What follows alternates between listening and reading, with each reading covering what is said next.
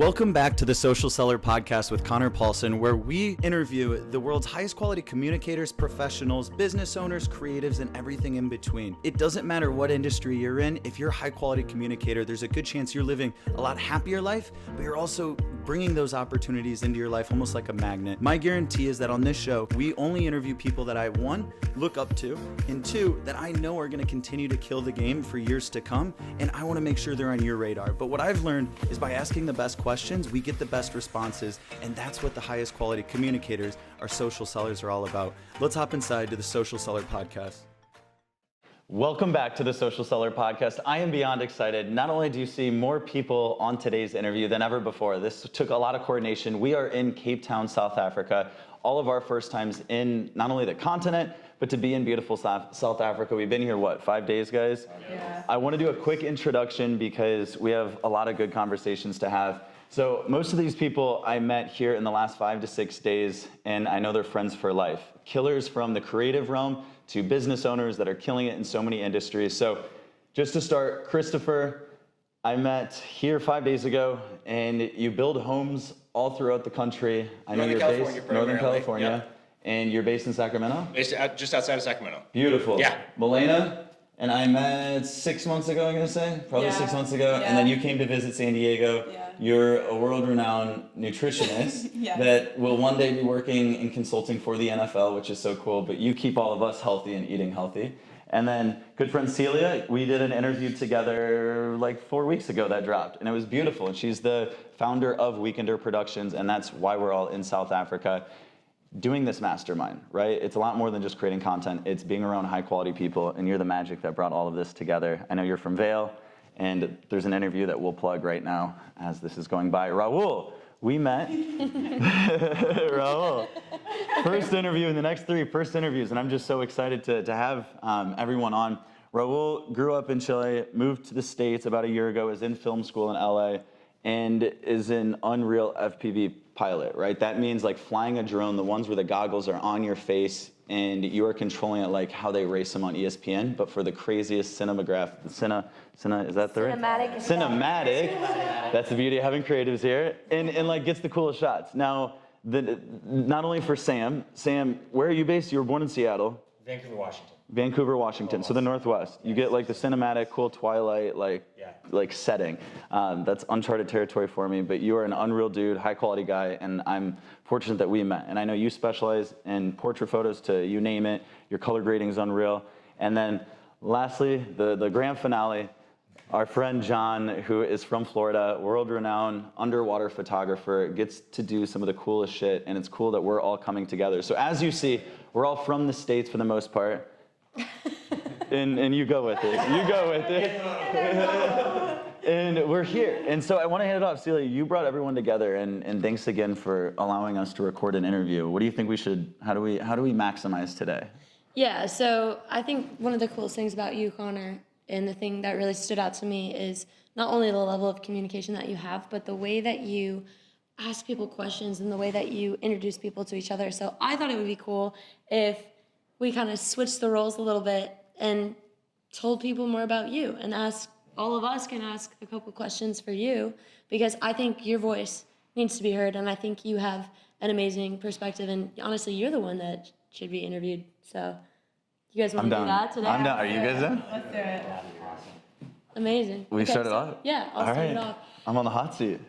So I noticed throughout our travels, whenever you get a chance to be alone with someone from a different country, different culture, different type of people, different things going on, I've noticed something that you ask people consistently is, what makes them happy? And so I wanted to ask you that, like, what does happiness mean to you? What makes you the most happy? Yeah. I love it. Damn, good question to start off. Let me think about it for a second, because I think there's two parts to it, right? So why do I bring it up with people? And I'll explain that in a second. What is happiness to me? Happiness right now in life is freedom. Freedom, and it means so much more than the way I was raised, right? K through 12, I thought freedom was like, hand to heart, I pledge allegiance, you know what I mean? Yeah. And it's like loving 4th of July. Freedom to me now as a business owner, and we're growing, creating a lot of content. Freedom to me is like being able to have a paycheck, being able to invest, and just freedom of life, like being in control of my time. Something that scares me is having to clock in for other people. I used to have those jobs. I did that for 8 years and I just didn't like it, right? Or having to go into bartending. You know, I loved it and that's a good scene for me, but it was tiring in the sense of like days you didn't want to talk to people and you still had to go in and you had to work that 12-hour shift. So freedom is a big aspect. And then also working retail. That was always tough because you always had to work 12-hour shifts on the weekend. Everybody's got to do that at some point. I do. Seasonal retail. Avoid it if you can. Yeah, but it's good. It's like working as a bartender or server, like the whole saying, right? Like, so you can just appreciate it. Yeah, and so that would be happiness to me is freedom and being able to help others experience that freedom. And I think it starts with mindsets and creating something you're passionate about. Now, why do I try to get conversation somehow going in that direction? And I think we briefly talked about it a little bit, and maybe it was us two on the first night. We talked about some of, I don't want to say psychology, but there's a difference when you have a little bit of influence, and we all have influence here. There's influence for your own good, and it's selfish, and that's what we start calling manipulation. To me, I see it as positive influence, and if you can help people get to a better place, whether they know it or not, and it's genuine, it's selfless, you know that it's going to make them happier, then I think it's a good place to be. What's an example of that?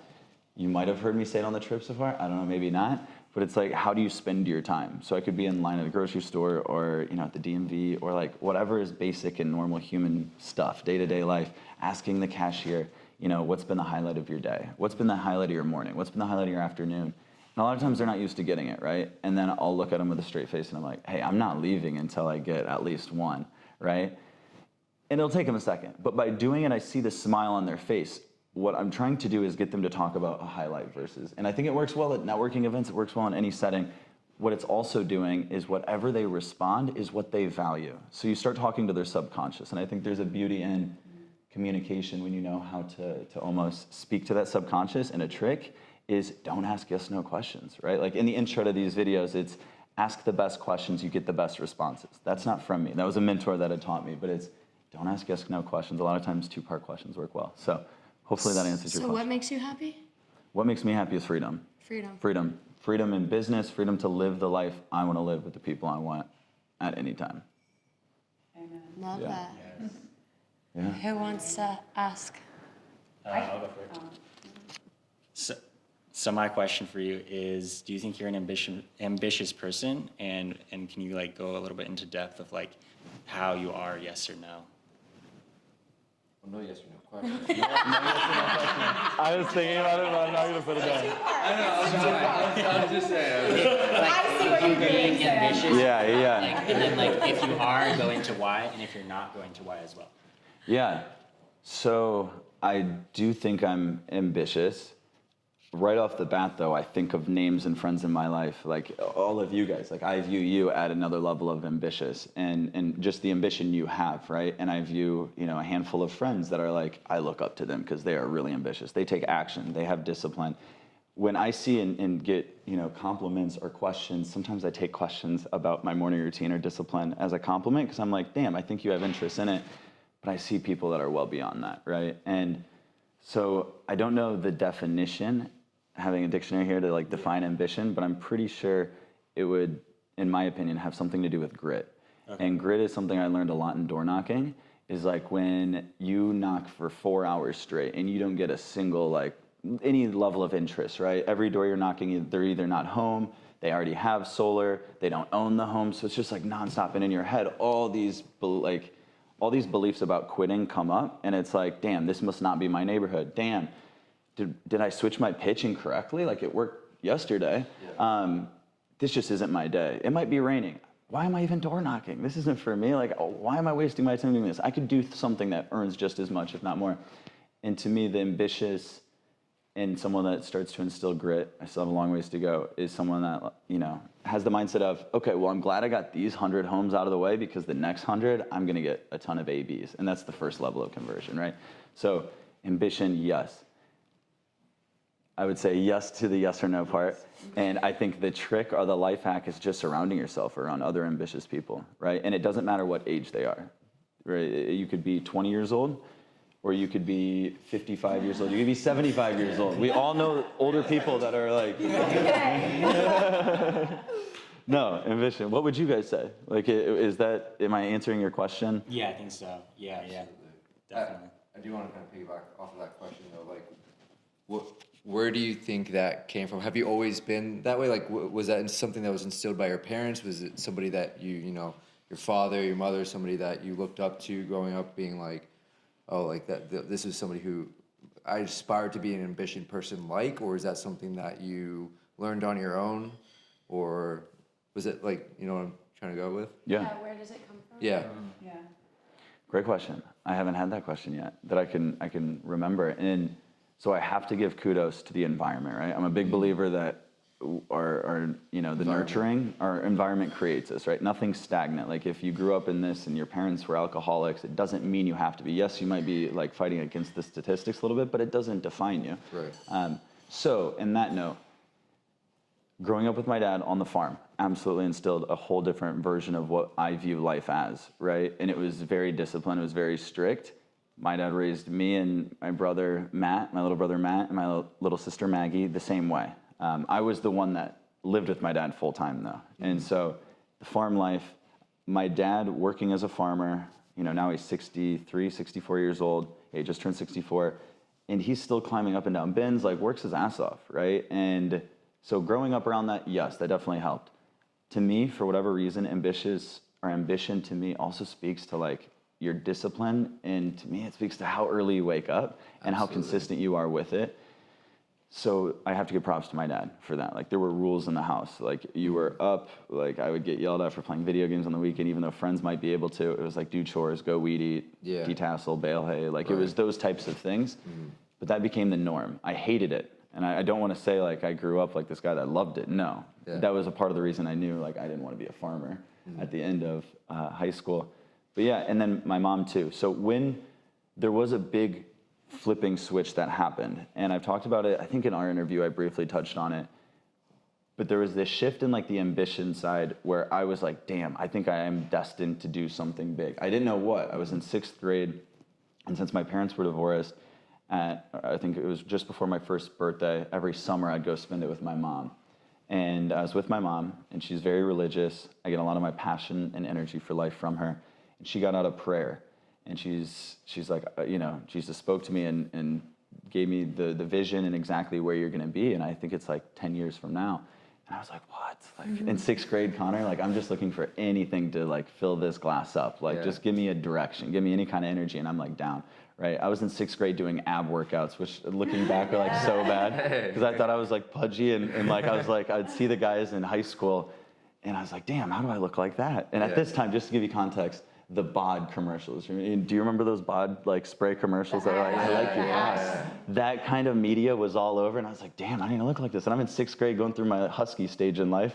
And my mom came out of prayer, and she's like, you're going to be a Christian rock band artist. You're going to be singing the vocals, and you're also going to be the lead guitarist. Now, I did not sing at all up to this point. Right. I did not know how to play any instrument. And after this is all I needed. So I went home to my dad so excited to start saving up money. I went to West Music and I bought an acoustic starting guitar. Starter meaning like 3 of them were plastic strings, 2 of them were metal.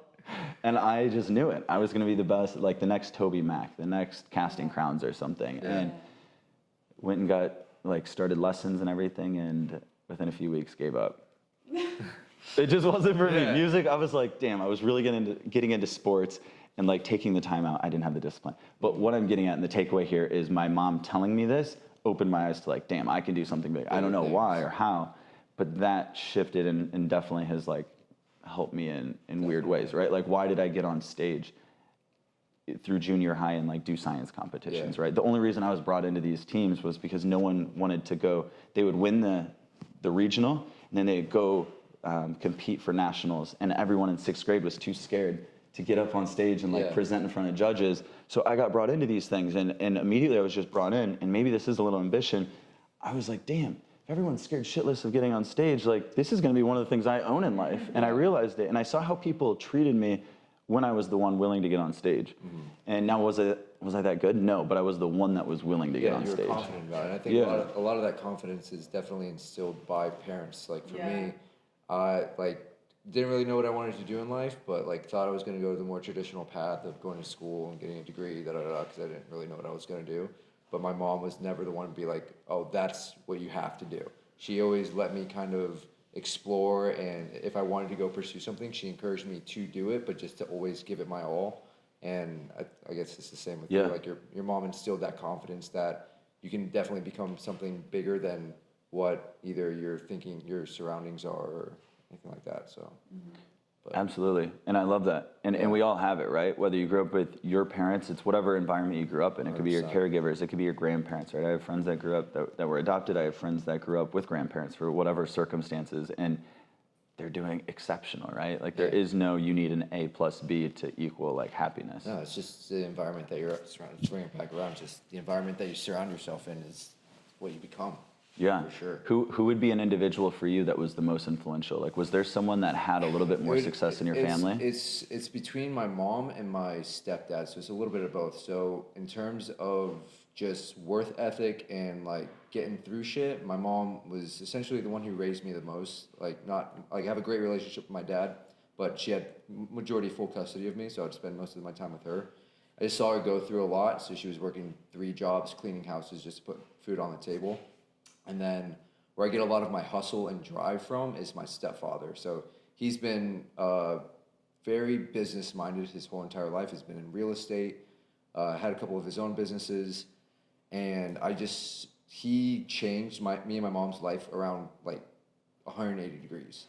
And that's awesome. Yeah, so he's been probably one of the most influential and I would say somebody who just always wants me to do well and will always put my name out there. So he was my first videography client. He was the one who talked to the pizzeria that I first got my job at. He talked to the owner. He's like, hey, my stepson's 16. He would love a job. And he's like, if you want a job, go out there and do it. So he always has presented opportunities to me. I've always appreciated about them, and I've always looked up to him as like as if he was my father. Yeah. Because he's treated me like he was his son. And I met him when I was 10. Yeah. So like it's not like he knew me when I was like super young. Like he's known me for the past 15 years, but I've always just seen his drive and see what he does for my family. That inspires me. That's what I want to be able to do for my family one day, because he has changed and provided me a life that me and my mom would not have the life we had right now if it wasn't for him, and I know that for sure. So that's just where I get a lot of my hustle from, honestly. What's his name? David. David. Yeah. David's the man. Yeah, that's awesome to have. Yeah, I'm very lucky without, because I don't know how your divorce was between your parents, but for me, my parents divorced at a very young age when I was like 3 years old, so I don't really remember a lot of it. I remember going back and forth between my parents, but I was very blessed that both of them ended up with 2 people that they're very happy with and that treated me very, very well, as if I was their own son. So I'm very blessed in that aspect, because I know a lot of people, because I've talked to them, that typically the step parent isn't usually the best, or just the divorces get really, really messy. And I had a little, like, my parents argued and there was a lot of drama and stuff like that. But in the end, I'm happy that they ended up with people that they're happy with, because it would have just been a mess if they tried to stay together for the sake of just me. Yeah. And as much as they want you happy, exactly. you want to and I ended up a wanting their lot happiness. happier than I would have if they would have stayed together. Yeah. My life would have been completely different if it wasn't the other way. Because also both of my step parents, like my dad was very against the whole videography, photography thing, but my stepmom told him, she's just like, let him do what he got to do. Like, let him take those chances. And then both of my mom and my stepdad have always just been like, all right, if you're gonna do it, like, just do it. Like, commit to it. Don't half-ass things, because if you're gonna half-ass it, you're not gonna make it. Mm-hmm. Like, and especially in the industry that I think that all of us are in, or like business, like all of us own our own business. If you half-ass your business, it's not gonna pay off. Like, you're gonna waste your time, you're gonna spin your wheels, and you're gonna regret not doing it later on in life. Anything in life. Absolutely. Yeah. And the big takeaway there, and why I wanted to ask, was there anyone that had maybe a degree more of like success in your life? And you said your stepdad. My stepdad. Right. We become, what I've started to learn is like we become our environment, right? Yeah. So the average of the 5 people we spend the most time around. Now, what's crazy for me is that person that kind of showed me I could live more, and I think this is definitely planted in the seed of freedom, was my uncle Steve. So it wasn't even one of my parents, right? But my uncle Steve started businesses. He was very smart and still is today with his financials and the investments he makes, the companies he has. At the time when I first started getting to spend more time around him and the family, the main reason is one of my closest cousins for a certain period of time growing up was my cousin Nick. That's Steve's nephew. Nick and I were like the two of the closest in age, and he lived really close to me. So we were always together. But their family got to go on like nice vacations, right? They did well. They owned companies and they were like, they all had college degrees. I was fortunate to go with Nick and Steve and be around them, whether it was like Gulf Shores or going on my first cruise. I needed my first passport at like 17 years old going on a trip with them, right? And so this opened my eyes in so many ways. When I first started hanging out with Steve, he owned like 50% of the one company he was working on. Nowadays, he owns 100%, but I've seen the progression of like when they bought the house and I was just starting to hang out with them, the basement wasn't even done yet. Yeah. Like it was this nice house, right? But like the basement wasn't even done. There was a ping pong table in this nice neighborhood, nice house, and it was all like incremental. I hit this milestone and then we do this. Yeah. I do this, and now it's so cool to see it, I'm gonna say like 15 years later where I've had somewhat of a close relationship with them and the whole family. But to me, I don't want to say it was driven by like money or financials, but it was like, damn, I got to experience a little taste of a better lifestyle. Absolutely. And damn, I like it. And then the ambition kicks in and it goes, I'm more than happy to be broke or to keep working and not be earning this, but to know that I'm going to live this lifestyle. 100%. And that's freedom. Yeah, no, 100% on that.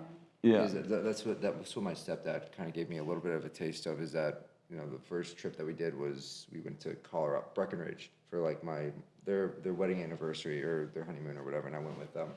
And that was like the first time we actually did anything really out of the state and like snowboarding and stuff like that. And I was like, this is pretty cool. It's like I've never done anything like this before. And then I saw kind of the same progression to where they got one house and then the next house was a little bit nicer. And I was always just wondering like how, like how do I do this? Because I mean, at the end of the day, I think like financial freedom is huge. It's a part of it. It's a part of it. If you really want to give back to the world, I think accumulating wealth, hopefully to somehow give back, is really the secret sauce. Yeah. I love that. Thanks for sharing, brother. Yeah. John, that's awesome. You always open up in like the spur of the moments, and then it helps me get to know you even more. I love everyone here, and I feel fortunate. Let's flip it. This side. Do we have any question or topic? I have a fun one. Oh, here. She has one. Oh. Okay, so if you could describe yourself in just one word, what would it be? And then explain why. Right off the bat, it's authentic, because then that's like, if I'm going to view myself, the foundational word is authentic is what I value and what I want to stand by. And I'm always working to be better at it. Yeah. Why? It's a little bit of the why. I'm not good at everything, like all of us, right? But we're good at some things. She's like, You guys, I'm real with it, right? Yeah. Like I have a couple areas, and you can take like Strength Finders 2.0 that we've all talked about, and like that was foundational for me. It was seeing like, okay, communication I'm good at. I think futuristically. I love innovation. Like those are what assessments have taught me. Now, when I say authentic, it's the feedback that I've gotten from the world in the jobs that I've had. Yeah. I've realized that when I work in sales opportunities, I tend to perform better, whether it was like selling ladies' shoes in college, and damn was that fun. First commission job, to selling credit cards, cards to like you have your door niche, to door. but then you can also like do other things too. Yeah, and it opened the door to like when I was doing what I liked and what I tended to be a little better at. There was a long period of time that I had no idea what I was good at. Like my first business partner looked at me and he was 28 and I was like 20 at the time. And then we had another one that was 41 at the time. So I'm the youngest, right? I'm still in college, and we had been working on this company for like a year and a half together, and we had some success. We had a Kickstarter and things that was funded, and one day he's like, Connor, you have a year and a half left of college. That's cool. And he had already finished, right? He was an engineer, or I forget what type of smart degree he got. And he's like, Connor, you're not hireable, dude. Like, you're not. I'm not fucking with you. Like, you are not hireable. And I was like, what the hell are you saying? Like, I was just in the news yesterday. Like, what are you talking about? And then he like started to rip me apart, and it was all out of love, but in the moment, way too much ego to like let that advice come in. So it took me like a few weeks to like sit there and ponder on it, like, damn, did he just like turn on me that quick?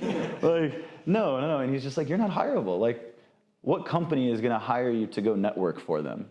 And like now I look back and I'm like, I see how it can work though. But then I was like, yeah, you're right. You don't get hired as director of networking for a company. I mean, that's a special spot. Now that's a part of everything else. So he's like, Conor, you have to I would learn. hire you for that.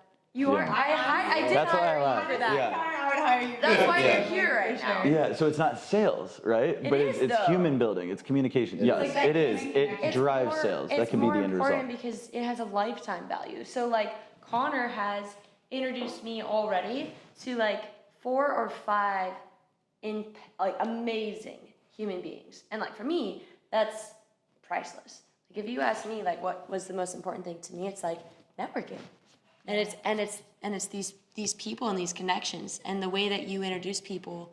That's what I said in the very beginning is like that's your skill, and that I would pay anything for that. Like there is no price that you can put on that because you're connecting people with other high quality people. I think like I've been on Clubhouse for like days. I did like 3 months straight on Clubhouse. I didn't even sleep, asking everyone like, how do I find high ticket clients? That was my biggest thing. Like, how do I find high caliber people? They're really difficult to find when you're not born into it. You have to become one, and you've done that through the work, and you're able to communicate on that level and connect those people. That is priceless. So like you're already hired from me in that regard, and I think you could. There's companies now that do that. There is actually. There is Referral businesses. Industry that I'm in. There's a guy that his name's Kurt. He works for like boat lifts, and literally his job is to just network and bring. And that's what he does, and he's fucking great at it. He he linked us with them. We're now their client. And that's literally like that's every single conversation he has. Like, yeah, man, I just go around, talk to people, and make the company money. Like, and people don't realize how important that actually is, because, like it's just basic human connections. Yeah. Like, I'm gonna go with this guy who's way nicer and more authentic than some dude who's just trying to push a sale on me. Yeah. Even if the product's slightly better, like I'd rather have that communication, that connection, 100%. because it just makes the experience and the whole process just more enjoyable when you're working with somebody that you thoroughly just like being around. Yeah. For sure. Highest quality of lead gen is just you. Like Yeah. you see Yeah, an I entire see company what you that mean. does lead gen, right? But like at the very top of that level, since it's your company, it's like you are the best communicator. You are the best connector. You are the best human that is able to represent and authentically, like connect them together. Like authentically represent the quality of people that they are so that they can see each other through your eyes. It's a pre-frame. That's incredibly valuable. I can't think of anything that's more valuable. Like in regards to my business, that's the most valuable thing. So the shift since January was to not be a salesperson, right? Like I've taken, I know Christopher, you have, I know you, Celia, you've taken a lot of sales courses too. And you can learn so much good information. I've learned a ton from every sales coach, every sales program I've done. The momentum was when I come into a conversation, I'm a problem solver. I'm not a salesperson, because I got in this little rut where I was like, I know psychology. I know how to like position this template. I know how to like position the conversation. I'm going to be in control of the conversation. Now, it did bring sales in. We started breaking history, like year-to-date records in our company month after month after month, and that was because I didn't view myself as a salesperson, but instead a problem solver, right? Mm-hmm. That conversation is vastly different when I come in. There is a confidence, and when I'm on a conversation, I know I don't need you as a client, and I think because of that, that's one degree that helps, right? Because I'm not selling, like we don't need you, we're growing, right? And so unless it's the right fit, now what's wild because of that, again, they continue to come, they can sense that. The other things that are helping is the content. We built some momentum, so we have more inbound leads coming in than ever before. But the big shift, the big takeaway is just not being salesy, right? Mm-hmm. And like I mentioned before, even 6 months ago, I thought the highest level, there was this ranking system in the sales world, right? The very bottom, it's door to door, which you need to learn confidence and grit, right? In my opinion. Then there's like cold calling, still awkward, right? You're calling people, but you don't have to be there in person. You're not on their property unannounced, right? And then there's like retail, bartending, serving, like there's all these mid-level, and then what I thought at the top was high ticket closing, right? Selling a product or service that's $10,000 or more on the spot. So you could sell yachts, you could sell watches, Rolexes, you could sell, Industry? Weekenders. Weekenders. And it's not. That's not the highest level of sales. It's being a congruent human being, and that's what the social seller is all about, right? The beauty is not, the majority of us aren't salespeople. Yet we are salespeople because we own our own companies, right? We're selling ourselves. We're bringing. We get ourselves into the opportunities and places we need to be. So that'd be the shift. Does that answer your question? Yeah, but I have a follow-up question too, because we've already talked about kind of how you're ambitious and whatnot. But what keeps you motivated when you feel like you're like burning out or like you're hitting a wall? You had to think about that. Usually he responds like that. Your last question, he was like, oh, I know that. Yeah. Yeah, and I want to make sure I'm providing value. I want to make sure it's something meaningful, because if I give a surface level response, that's not really what. I know, that's and then we not what finish you're the about. interview, You're and then not I'm thinking about- authentic. I was surprised how quickly you knew the answer to her last question. You're like, immediately, authenticity. But think about Let's this one. define that. Yeah, Yeah, and think that's about a good question. That's what a social seller lives by. I like Yeah, to, ask I like good to stub questions. people. Yeah, and they say in communication too that it's important to take time to like process, and that's a sign of maturity, especially in like high level corporate business. And I need to work on that. Now, So let me jump in. So, you talk about being burned out. The reason I'm here is because I'm burned out. Burned out from business, from everything that I do. And, I've got all my companies and, the home building and real estate and all of those things. And then I've got the travel blog, which is supposed to be my fun, creative outlet. And at some point, as you guys all know from a content creator standpoint, that becomes a grind. It's a lot of work. I mean, look at all the work that we've done in the 5 days that we've been here. And imagine doing that as a full-time thing, plus I'm running multiple companies at the same time. So the reason I'm here is because I was burnt out. I wasn't as creative at work. I wasn't as creative in my travel content. All of that creativity is what I'm known for, but was lagging. And so the reason I'm here is to be able to break that mindset, to make that shift. You talk about shifts. How do you shift? So at some point you have to shift and do something else, something that is not congruent with what you are currently doing, to get your mind thinking differently. It's that neuro-linguistic programming. As you start thinking differently, now I'm with you guys. This is not my normal social crowd, right? Really? For obvious reasons. But we have all bonded and we've all clicked so naturally and organically that now my mind starts clicking. Now I start, my neurons are starting firing in a different pattern than what I've been at for the last however many years. And so it starts the thinking differently. So you talk about your social circle, and you talk about how you're connected to certain people, and social selling, and all of those kind of things connect. But at some point, you can get into a rut of similarity in the group that you're with, or the things that you're doing. And if you can break that path and break that pattern, then you come back to that, whatever your core thing is, and you start to be creative again, and you start to go, oh, I didn't think about it that way. Or I've had all these things in my mind, but my brain is so exhausted I cannot execute. And that's really where I've been, is that I could not execute. All the ideas are still flowing, but I was so exhausted that I couldn't execute. This is my opportunity to execute, is that, okay, take a breath, and we all have the shoulders drop, and you take a breath, and you look around, and you start smiling again, and the energy starts flowing, and we all look at each other, and we're all smiling. And the lights are in the eyes, and all of those things really start clicking, then the ideas come. And you and I feed off each other. You and I feed off each other. We all, and you give me an idea, I give you an idea. All of a sudden, it's like the flow happens. And then now for my opportunity is now to come back into my real world and not only be better for my travel blog, better for my Life's About Experiences portion of my world, but be better for my next group of companies and all of my brand as the bill paying side of my world. I get to be better for my staff. I get to be better for my business partners because I came here to do something different. This was 4 or 5 weeks ago that we talked, and then holy shit, I'm on a plane to South Africa. Nobody does that. That's not normal. Yes. But taking that leap, for me as a 40-something-year-old business owner, to go, I'm gonna go hang out with a bunch of 20-somethings for 10 days in South Africa. That's not normal. Okay, we did. But that's awesome. We did have a couple other people that were older that canceled. Like, just so you guys know, we are not normally all in our 20s. We have like a pretty even age range normally. Yeah.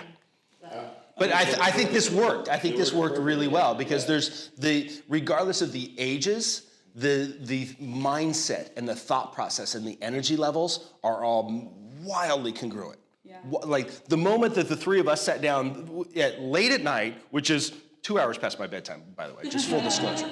I'm sitting around waiting for you guys because I was like, well, shit, I got to get him in the gate. Yeah. And you guys get here. And then we sat down and talked for, I don't know, an hour or two. Yeah. And after all of us had been traveling for 2 days to get here, 0 sleep. And we just started instantly having this organic conversation that just flowed. Yeah. And so you talk about getting burned out and you talk about how do you make that shift, that you have to go do something else. Something that is out of your comfort zone, something that breaks the normality of your normal life. And that's what this is for me, and I think will be for a lot of other people. But even if this isn't it for somebody, you have to go find that somewhere to make that break. 100%. I don't think I could have said it any better because that was a little, I don't remember if you guys, when we first came, like, why are we here? Part of it was, for me, like, is also, I was burnt out. I literally was just spinning my wheels. And I just needed to go do something different. Now we're halfway through this trip, and I remember you saying by the end of this trip that you're going to be in a completely different mental state than you were, and already halfway, I'm already starting to see the ideas forming. Like, I'm all coming back to the reason why I started doing this in the first place, and I think that's the biggest thing is going back to the reason why you're doing what you're doing in the first place. Mm-hmm. So, like, for me, it was just like I wanted to do something that I was loving. I didn't want to go through the traditional path, and I think just to go back to like spinning around is just doing something different, getting out of your comfort zone. Yeah. This is my investment in change. Yeah. You know, I think that's really what it came down to. And I guess I asked you that because I feel like we always see, like, obviously social media is like just a highlight reel of like our people's lives, but no one's perfect. Like, you obviously have like things that get in the way, like obstacles and whatnot, but I feel like you handle them really, really well. So I think like the reason why I asked is because I know a lot of people feel that way. Like, for example, these two. So, like, how do you, like, navigate that? Like, how do you get through that? So that way you still come out, like, on top, you know? I love it. Yeah, and I'm still figuring it out, right? Like, I'm learning from you guys and just giving the context. Because one of the takeaways when you're explaining it is something we can all relate with is we took a leap of faith in something, right? Like, we went and did something that's a little scary, right? Now, in the moment of, like, Celia and I talking and saying, like, South Africa, do you swing it in, like, it was, like, 2.5 weeks, right? And I was like, well, I got to check with the team. But, like, the idea for me, it's excitement. It's only excitement. Like, and I get this feeling it's like just traveling the world. Like, whenever you're going to a new place, regardless if it's a new town, a new city, you're going to go shoot at a new location you've never been, that you've been looking forward to. It's like that little bit of nervousness that I got. It gets smaller and smaller as I travel, but like, what was it? It was probably the morning of, like, waking up, and it was like not anxiety, not nervousness, it's excitement. I have to remind myself that it's excitement, but we can oftentimes, it's like before you take stage in front of 100 people. That might be scary to some people, but before you're on stage and that's happening, like, remind ourselves, and Tony always talks about this, he's like, that's not anxiety, that's not, it's just, you're confusing what excitement is in your body, so go give it to the world. Now, doing something that's a little scary. Travel helps me out a ton, but not everyone's in a financial position or knows where to travel or has been out of the country before. Now, I think getting out of the country has helped me tremendously with businesses, and I know for a handful of us, just because you see how the world works in different places. Some more, like, logical places, I spend time with many groups of people, right? Like, I have circles of friends that are in their early 20s that door knock, that invest heavy. I have a big crew of friends that I hang out with that are like their mid 30s and beyond. Mm-hmm. And then there's the people my age, and I don't think age is necessarily quite as important, but what I've learned is with the different age groups, my younger friends have a lot of energy. They want to go adventure, like, all the time. And I know when I almost need some of that in my life, and I go hang out with them. And then once in a while, like once every couple of weeks, I want to go out. I want to socialize. I want to be in that setting. Ideally around other business owners or like-minded people, because it's just more fun. We all get to grow and have fun together. So that's another area. But really, the big one that when you asked the question immediately, it was like discipline. It was just like my morning routines are really not just the routines throughout the day are critical. Because if I'm doing those, then I know I'm like, I feel good. I'm happy. I'm proud of myself. Yeah. I know I've put the work in that needs to happen to create my future. Discipline's a massive part of it. Oh, for sure. You're from, like, have you guys heard saying, like, Eat the Frog. The frog. That we literally use that daily in our Yeah. office. What, Eat the Frog? So there's a book that it's Never called heard The of that. Morning Miracle that Yeah. my mentor had me read, and it gave me such a shift on how I should be changing my morning. Yeah. And that's one of my goals for this is that I want to nail my morning routine, because when I was nailing my routine, waking up at 6:30, even though I fucking hated it at sometimes, I just wanted to go right to bed. But getting those first wins in the day, so you're basically doing the hardest thing first, changes your mindset for the rest of the day going forward. Yeah. That is incredibly undervalued with people who don't take priority in their mornings, I think. It's like what you were talking about a few days ago about big rocks, small rocks. It's very much this is a very similar process, but the Eat the Frog is what's the worst conversation that you know you have to deal with, or what's the worst task that you know you have to deal with? Go deal with that first, because the rest is easy. I mean, it's also like a chemical thing Yeah. as well. So like a thing that we're gonna do on Friday is hydroshock therapy, and that's what I start my mornings with. It's like I need heat first. I can't just jump into an ice bath. Like first, I like heat up, read, like get some intellectual thoughts going, and then jump into a cold shower or an ice bath.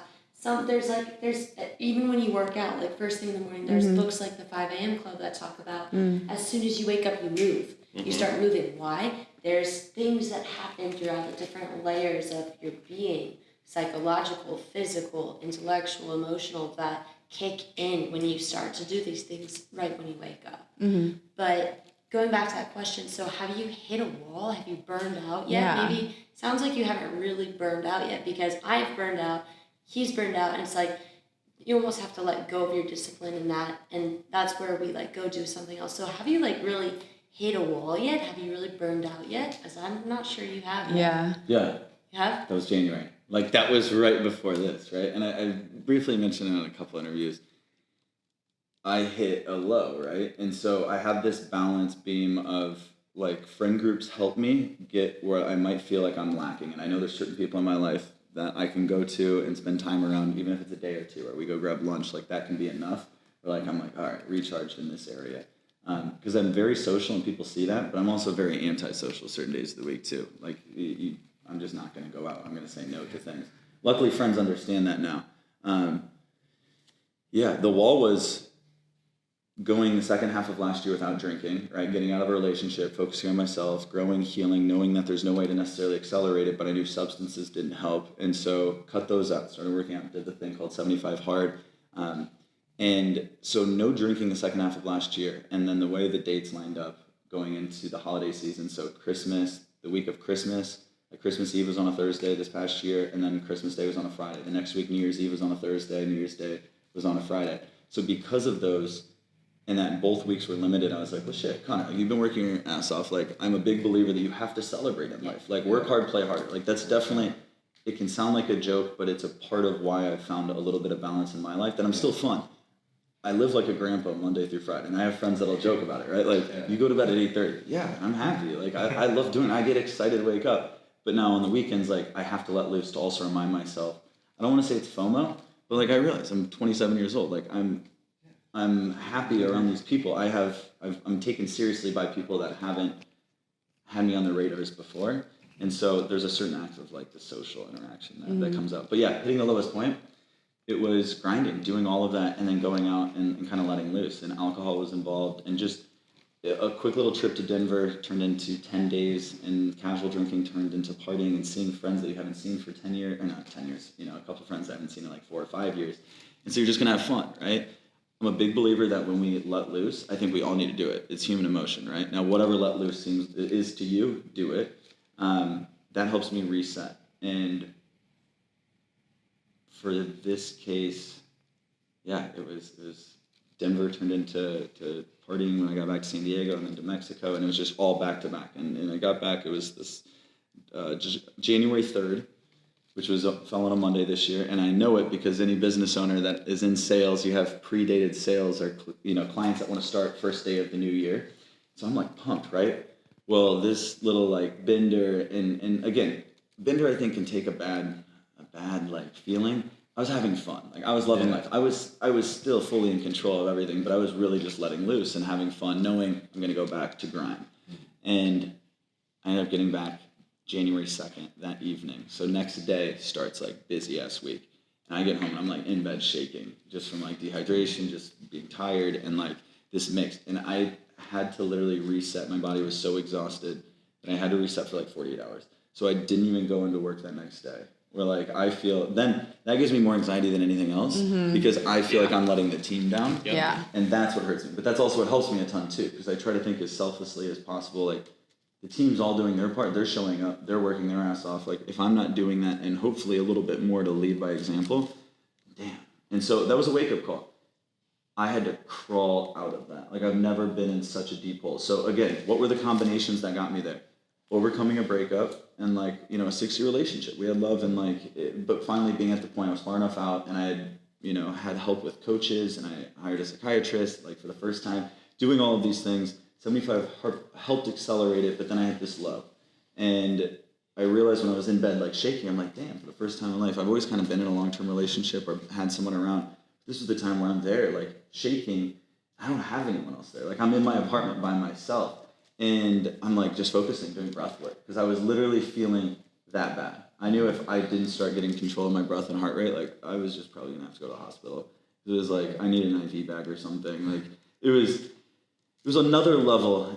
But what it allowed me to do is have such an honest look at myself. So as I'm in my bed, just sitting there, like, cover's not even on me because I'm sweating so much in this period. I just remember it. Like, I was looking at the ceiling, just sitting there, like, damn, like, but I didn't feel lonely. Like, I had the thought, damn, I'm by myself. But like, this sort of happened in the last 10 years. Like, I always had someone there that was taking care of me, and I loved it. And like, you guys, would you agree that it feels good to kind of be nurtured, like pampered when you don't feel good? Right? It's like that motherly role, and it can happen in your significant other. So not having that, but it was excitement this time. It was like, damn, okay.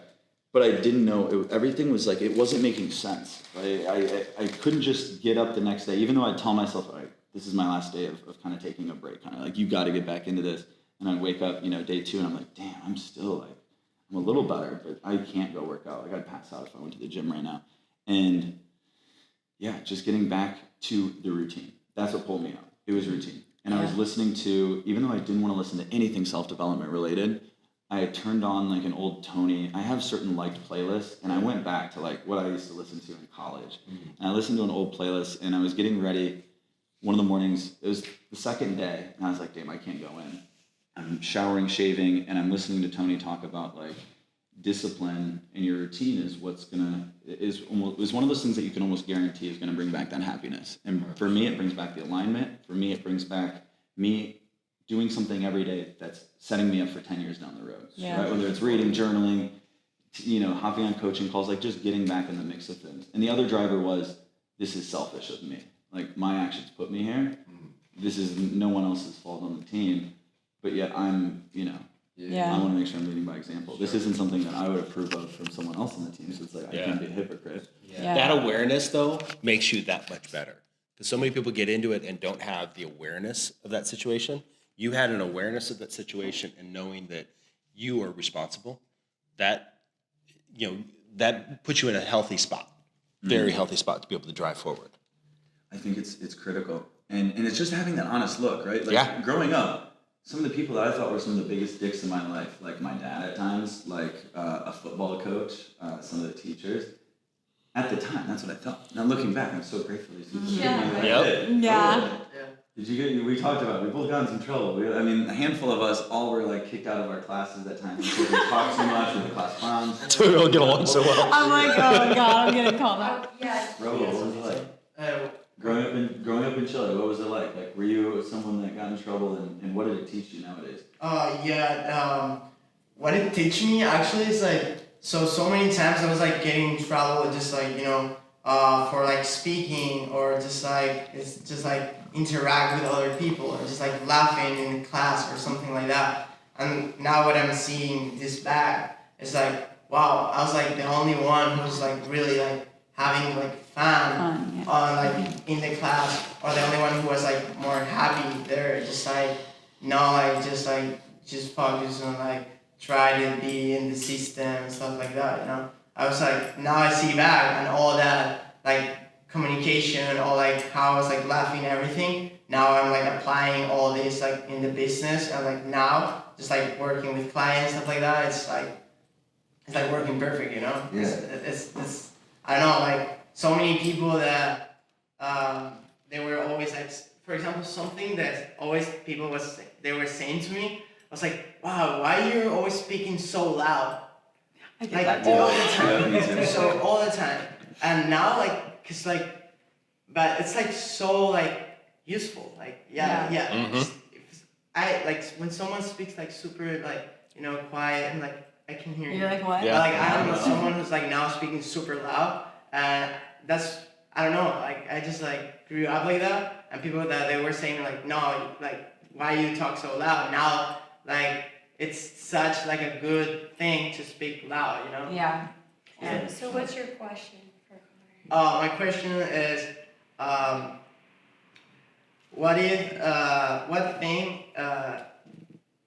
what's the most important thing you have learned in your life, and how was your life before that, and how is after learning that? That's a good question. good That was a question. really good question, Raul. It's really good. the most important thing you've learned? So far, because there's going to be probably Yeah, it's probably more. and how it was before, and how it's like now that you learn it. Yeah. Really what it comes back to is, what I know instantly is it's something to me seated in love, right? I would say there's a few different angles that I could take on it, and I don't know which would be the priority, right? And I purposely say love off the bat because I know it's the strongest emotion in the universe. Now, do I fully understand the magnitude of it? No. I'm on a journey to understand that, right? But I do believe love takes so many forms, right? One of them that helped me out a ton was as much love as I gave to the world, I realized like 6 months ago, I did not love myself. Like even though I did all this work and I was disciplined and did X, Y, and Z, I realized, and this is what getting out of a relationship taught me is, damn, like when this person can leave your life and it can leave this like, it can seem like a hole for a moment, right? That hole needs to be filled by me, and it was never filled by me in the first place. And so it taught me to feel uncomfortable like on a daily basis, and I would have thoughts come up like, how do I get rid of, like, I don't want my mind to go here, like these are painful thoughts, right? And so instead of like substituting it and escaping it with whatever substance, right? Whether you want to like drink alcohol, smoke cannabis, or like whatever it is, you're escaping it. And so I would say self-love was definitely something critical. The thing that changed that for me was feeling an experience that I had never felt before. The most self-love I've ever felt was an out-of-body experience led by a doctor and a therapist. And it was my first session that my psychiatrist prescribed me for minor depression. And this was the first time ever in life, like having it, right? Prior to this, I genuinely just did not understand, because I had some mental health things in my family that had happened, and I could never relate. I didn't know how people could be depressed. I really didn't. I didn't know, like to me it was so simple, right? There's something in your past that you can't control, and it's creating these loops, right? Past is depression, can't control it. Anxiety is the something in the future that you can't control, right? So like, why can't you detach from these thoughts? And then for me, circumstances happen, get out of a relationship after 6 years, and I felt it. The first thing was actually kind of like, I was proud of myself, because I literally went a long time thinking, I don't think I'm ever going to fully love, right? Part of that being my dad 0 for 2 in marriages, my mom 0 for 5. Love both of them to death, but do you see the environment and the belief that could potentially create? Like, damn, marriage isn't right for me, love isn't right for me, right? But I knew that wasn't true. I wasn't going to define it like that. And so working with it, being, it was almost a good thing that the psychiatrist was like, Conor, straight up, you definitely are the symptoms you're describing are, there's a good chance you have mild depression. To me, instantly, I was like happy, because you put a name to it. You're not defining me, and I wasn't taking it like that. Like that's going too far. But it's like, all right, you said mild depression, right? I can take that on, right? Like, but now I felt it, so I had another level of respect for everyone in my life that's dealt with depression. But because it was mild, I was like, all right, let's be proactive right now, right? Like, let's find the solution, because if it goes deeper, it's only going to be more of a challenge, right? And then, so the self-love came after the doctor prescribed me a certain type of medicine. It led to an out-of-body experience. It was like